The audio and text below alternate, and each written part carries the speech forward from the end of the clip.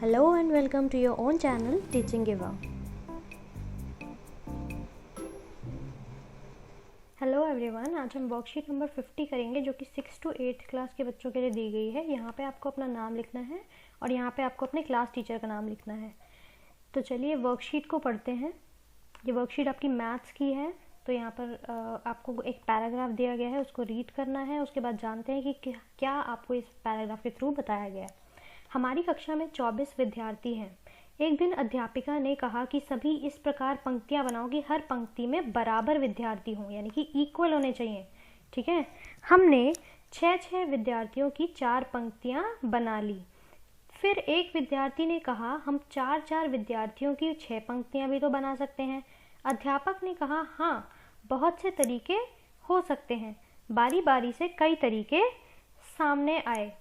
एक पंक्ति 24 विद्यार्थी, यानी कि एक पंक्ति बनाई जाए और 24 विद्यार्थी हों उसमें, या फिर 2 पंक्ति बनाई जाए और उसमें 12 विद्यार्थी हों, 12 बच्चे हों, या फिर 3 पंक्तियां बनाई जाए उसमें 8 विद्यार्थी हों, या फिर 4 पंक्तियां बनाई जाएं जिसमें कि 6 विद्यार्थी हों। इसके अलावा 6 पंक्तियां भी बनाई जा सकती हैं जिसमें कि 4 विद्यार्थी हों, और 12 पंक्तियां बनाई जा सकती हैं जिसमें कि 2-2 विद्यार्थी हों। तो आपको यहाँ पर समझ में आया होगा कि कैसे टीचर ने जो है बच्चों को इस तरह से लाइनें बनाने के लिए कहा कि हर लाइन में इक्वल बच्चे होने चाहिए, इक्वल डिस्ट्रीब्यूशन होना चाहिए। 24 को आपको ऐसे डिवाइड करना है कि सभी लाइनें इक्वल बने। ठीक है, हर लाइन में इक्वल बच्चे हों। ठीक है, तो यहाँ पर आप देख सकते हैं कि उन बच्चों ने अगर पहले एक लाइन बनाई जिसमें कि 24 विद्यार्थी थे, फिर 2, 3, ठीक है, 4, 5 लाइनें क्यों नहीं बनाई? तो क्योंकि अगर जब हम 24 को 5 से डिवाइड करेंगे, ठीक है, तो क्या वो इक्वली डिवाइड हो पाएगा, कर पाएगा इसको पूरी तरह से भाग? तो अगर देखते हैं, अगर हम यहाँ पे 5 से इसको डिवाइड करें तो 5 4 जा 20 पे जाएगा ये। ठीक है, तो यानी कि यहाँ पर क्या रिमाइंडर बच रहा है? 4। तो अगर 5 की हम 4 लाइनें बनाए तो उसके बाद 4 बच्चे बच गए, हम 5वीं लाइन पूरी तरह कब पूरी नहीं कर पाएंगे। तो इसीलिए जब आपको इस तरह के चीज़ें करनी है जिसमें कि आपको बराबर तरीके से बांटना है किसी नंबर को, तो यहाँ पर जो आपका गुणनखंड का कंसेप्ट आता है, जिसमें कि क्या होता है कि आप फैक्टर्स निकाल सकते हैं किसी भी नंबर के, और वो फैक्टर जो है वो ऐसी संख्या होती है जो कि दी गई संख्या को पूरी तरह से विभाजित करती है, यानी कि उसे पूरी तरह से भाग हो जाता है, उसका इक्वल होता है। और हमेशा इक्वल इसलिए होता है क्योंकि रिमाइंडर नहीं बचता। जैसे कि आप देख सकते हैं कि 24 के उन्होंने किस तरह से उन्होंने उसके पार्ट्स निकाले। जैसे एक निकाला, वन लाइन जिसमें कि 24 बच्चे थे तो 24 आया वो मल्टीप्लाई करके। ठीक है, इसी तरह से 2 × 12 जो 2 और 12 भी इसके फैक्टर्स हो गए। ठीक है, 3 × 8 ये भी 24 आता है, 4 × 6 ये भी 24 आता है। ठीक है, तो यहाँ पर आपके ये फैक्टर्स बन गए। ठीक है, इसके बाद हम इसको इस तरीके से भी लिख सकते हैं कि हमने 24 को 1 से भाग किया। ठीक है, 24 को 2 से भाग किया तो वही वो पूरी तरह से भाग हो रहा है। किस पर हो रहा है? 12 पर, 24 पर। 3 से भाग किया तो 8 पर पूरा जा रहा है वो। 24 को 4 से भाग किया तो 6 पर पूरा जा रहा है वो। तो इस तरह से उसके फैक्टर्स कौन कौन से हो गए? 1, 2, 3, 4, 6, 8, 12 और 24। ठीक है, तो यहाँ पर डिवाइड का रूल इसलिए बताया गया है आपको। जब हम डिवाइड करते हैं, जैसे कि आप देखेंगे कि अगर हम 24 को डिवाइड करें, ठीक है, अगर हम यहाँ पे लिख देते हैं 24, ठीक है, अगर हम इसको 2 से डिवाइड करते हैं, ठीक है, तो 2 1 जा 2 आ गया। ठीक है, उसके बाद हमने क्या उतारा है नीचे? 4, यहाँ पर आ गया 4। अब 2 2 जा 4 आ गया। ठीक है, अब आप देख सकते हैं कि 2 जो है 12 पर इसको पूरी तरह से भाग कर पा रहा है। ठीक है, तो यहाँ पर इसके 2 फैक्टर्स निकल के आते हैं, एक तो 2 भी हो गया और एक 12 भी हो गया। क्योंकि अगर आप इसको जिस नंबर पर ये पूरी तरह से इसको भाग कर रहे हैं वो भी इसका फैक्टर ऑटोमेटिकली बन जाता है, अपने आप बन जाता है, यानी कि इसका गुणनखंड हो, ये दोनों है। ठीक है, तो यहाँ पर आप ये देख सकते हैं कि इसके गुणनखंड कौन कौन से हैं? 1, 2, 3, 4, 6, 8, 12 और 24। ठीक है, तो ये 24 के जो गुणनखंड हैं वो ये हैं। तो यहाँ पर आप देख सकते हैं कि पिक्चर्स के थ्रू भी आपको दिखाया गया है कि कैसे 24 को 3-3 पार्ट्स में डिवाइड किया है। ठीक है, तो 8 लाइनें बन रही हैं। ठीक है, या फिर अगर हम इसको इस तरह से देखें कि 8 बच्चों को बांटा गया है तो 3 लाइनें बन रही हैं, है ना। ठीक है, तो उसको इक्वली डिस्ट्रीब्यूट किया है हमेशा, ठीक है। ऐसे ऐसे नंबर से डिवाइड करना है जो उसको पूरी तरह से भाग कर पाए, ठीक है। यहाँ पर आपको यही बताया गया है कि 24 को अगर 3 से अगर हम डिवाइड करेंगे तो 8 पूरे पूरे भाग बनेंगे उसके, 8 से डिवाइड करेंगे तो 3 पूरे पूरे भाग बनेंगे, जैसे कि यहाँ पर बनाकर आपको दिखाया गया है, ठीक है। इसी तरह से यहाँ पर भी आपको पिक्चर्स के थ्रू दिखाया गया है कि कैसे 24 को अगर हम 4 से डिवाइड करेंगे तो 4 लाइनें बन रही हैं 6-6 बच्चों की, ठीक है, ये ऐसे यहाँ पर, ठीक है। और इसी तरह अगर हम इसको 6 से डिवाइड करेंगे तो 4-4 बच्चों की ऐसे 6 लाइनें बन जाएंगी, ठीक है, ये आप देख पा रहे होंगे यहाँ पे। इसी तरह यहाँ पर 24 को जब 12 से डिवाइड करा है तो 2 लाइनें बन पा रही हैं, एक ये और एक ये। अगर 2-2 में डिवाइड करेंगे तो ऐसे 12 लाइन्स बन जाएंगी, ठीक है। तो ये सभी इसके फैक्टर्स निकल कर आते हैं, ठीक है। तो एक बार आप फिर से जान लीजिए कि फैक्टर यानी कि गुणनखंड वो संख्या होती है जो दी गई संख्या को पूरी तरह से विभाजित करती है। वर्कशीट के अलावा हमें फैक्टर्स के बारे में 3 बातें जानना बहुत ज़रूरी है, जैसे कि फैक्टर्स, सबसे पहले तो हम ये जान लेते हैं कि फैक्टर्स को हिंदी में गुणनखंड भी कहा जाता है, ठीक है। तो नंबर 1 ऑलवेज अ फैक्टर, तो नंबर 1 जो है वो हमेशा हर नंबर का फैक्टर होता है। किसी भी नंबर को अगर हम 1 से डिवाइड करेंगे तो वो उसे पूरी तरह से भाग कर देगा। इसी तरह number is a factor of itself, तो कोई भी अगर हमें संख्या दी गई है, कोई भी नंबर दिया गया है, अगर हम उसी से उसको डिवाइड करेंगे तो वो हमेशा उसको पूरा भाग करेगी, ठीक है। अगर हमने 4 नंबर लिया है और 4 नंबर के हमें फैक्टर निकालने हैं तो 4 को अगर हम 4 से डिवाइड करेंगे तो वो 1 पे जाएगा, यानी कि वो उसको पूरी तरह से भाग कर देगा। इसी तरह से तीसरी बात जो हम जान सकते हैं कि फैक्टर्स जो है वो कभी भी अपने नंबर से बड़े नहीं हो सकते हैं, या तो उसके इक्विवेलेंट हो सकते हैं, बराबर हो सकते हैं फैक्टर की संख्या, या फिर जो है फैक्टर जो है नंबर से छोटा होगा हमेशा। इसका मतलब ये है कि नंबर जो है कभी भी फैक्टर से छोटा नहीं हो सकता, यानी कि फैक्टर जो है नंबर से कभी भी बड़ा नहीं हो सकता। ये क्रॉस लगने का मतलब है कि ये चीज़ कभी भी पॉसिबल नहीं है, ठीक है। तो इस चीज़ को हम एग्जाम्पल के थ्रू समझ लेते हैं। हमने यहाँ पर एग्जाम्पल के लिए लिया है नंबर 12। तो अब हमें पता था, अभी हमने पढ़ा है कि कोई इसके जो फैक्टर्स हैं वो 12 से बड़े नहीं हो सकते हैं, इससे छोटे ही होंगे। तो ठीक है, तो हमने यहाँ पर नंबर्स लिख लिए हैं, ठीक है। 1 से लेके 12 तक हमने नंबर लिख लिए हैं, ठीक है, सारे नंबर्स। तो अब हम इसको जो है 1 से डिवाइड करेंगे, अगर 12 को अगर हम 1 से डिवाइड करेंगे तो 12 आ जाएगा, ठीक है, ये पूरी तरह भाग जा रहा है। अगर हम इसको 2 से डिवाइड करेंगे, अभी हमने पढ़ा था कि 1 इज़ ऑलवेज अ फैक्टर, तो यहाँ पर ये भी रूल अप्लाई होता है कि 1 हमेशा फैक्टर होगा, हमेशा जो है गुणनखंड होगा किसी भी नंबर का। तो इसलिए जो है एक नंबर जो है आपका फिक्स हो जाता है कि एक को अगर हम 12 से गुना करेंगे तो 12 ही आएगा। तो 1 और 12 यानी कि जो एक नंबर हो गया हमारा, ठीक है, और 12 हमने कहा था कि अभी जो नंबर है वो खुद का फैक्टर ज़रूर होता है, तो इसलिए जो है 12 भी हमारा फैक्टर हो गया, ठीक है। अब हम देखते हैं 2 से जब हमने 12 को डिवाइड किया तो आया 6, तो 2 6 12 हो गया, ठीक है, तो इसलिए 2 भी हमारा फैक्टर हो गया। इसी तरह अगर हमने 3 से इसको डिवाइड किया तो वो 4 पर चला गया, ठीक है। अगर हम 12 को डिवाइड करें 3 से तो वो 3 के टेबल में 4 पर जाएगा और वो पूरी तरह से उसको भाग कर देगा, इसलिए इसको जो है हम, ये भी इसका फैक्टर हो जाएगा। अगर हम 4 से डिवाइड करेंगे 12 को तो 3 आएगा, ठीक है।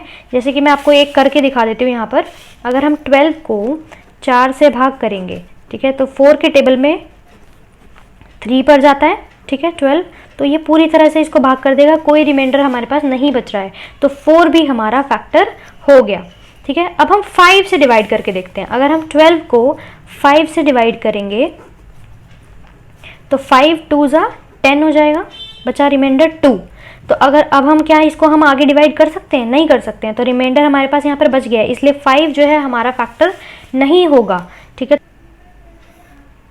तो 5 हमने क्रॉस कर दिया। अब हम 6 को देखते हैं। अगर हम 12 को 6 से डिवाइड करेंगे तो ये 6 के टेबल में 2 पर जाएगा, तो इसी तरह तो 6 भी हमारा फैक्टर हो जाएगा, है ना, 6 2 जा 12 हो जाएगा। तो अगला नंबर देखते हैं 7। क्या 7 से जो है 12 डिवाइड हो पाएगा पूरी तरह? देखते हैं करके। तो 12 को हमें 7 से डिवाइड करना है। 7 कौन से नंबर पर जाएगा? 7 2 जा तो 14 होता है, तो 1 पर जाएगा 7, तो कितने नंबर बच गए? 5 आ गया ना यहाँ पे। तो जो है यहाँ पर हमारे पास 5 रिमाइंडर आ गया। अब क्या हम इसको फर्दर डिवाइड कर सकते हैं? नहीं कर सकते हैं, तो इसलिए 7 भी हमारा फैक्टर नहीं होगा, तो इसे भी हम काट देते हैं। इसी तरह से अगर आप 8 से डिवाइड करके देखेंगे तो वो भी फैक्टर नहीं होगा। इसी तरह से 9 भी फैक्टर नहीं होगा, 10 भी फैक्टर नहीं होगा क्योंकि उसमें भी आपका 2 रिमाइंडर बच जाएगा। इसी तरह से 11 भी फैक्टर नहीं होगा। पर अगर हम 12 से डिवाइड करेंगे तो आपको अभी मैंने बताया था कि नंबर खुद का फैक्टर होता है, तो यहाँ पर 1 पर चला जाएगा, तो ये फैक्टर होगा। बट क्वेश्चन यहाँ पर ये उठता है कि इस तरह से हम क्या पूरा प्रोसेस नंबर से छोटे नंबर्स को सबको डिवाइड करके देख सकते हैं हर नंबर के लिए? ये पॉसिबल हमारे लिए नहीं है। तो इसके लिए आपको एक ट्रिक जानना बहुत ज़रूरी है, ठीक है। तो ट्रिक क्या है कि आप इस तरह से जब आप 1 से डिवाइड करना शुरू करेंगे, ठीक है, और मल्टीपल्स निकालेंगे, ऐसे 1 12 12, ठीक है, 2 6 भी होता है, 3 4 भी होता है। तो अब आप यहाँ पर देख रहे हैं कि इसके बाद क्या हो रहा है कि यही चीज़ रिपीट हो रही है, ठीक है। ये पैटर्न यहाँ पर दोबारा रिपीट हो रहा है रिवर्स होके, 6 2 है ना, और ऐसे ही 12 1 तो यहाँ पर 12 1 आ गया है। तो जब आपको दिखे कि ये चीज़ यहाँ पर रिपीट हो रही है तो आपको वहीं पर अपना जो है डिवाइड करना नंबर से स्टॉप कर देना है, रुक जाना है, क्योंकि आपके फैक्टर्स जो हैं वो पूरी तरह से निकल चुके हैं।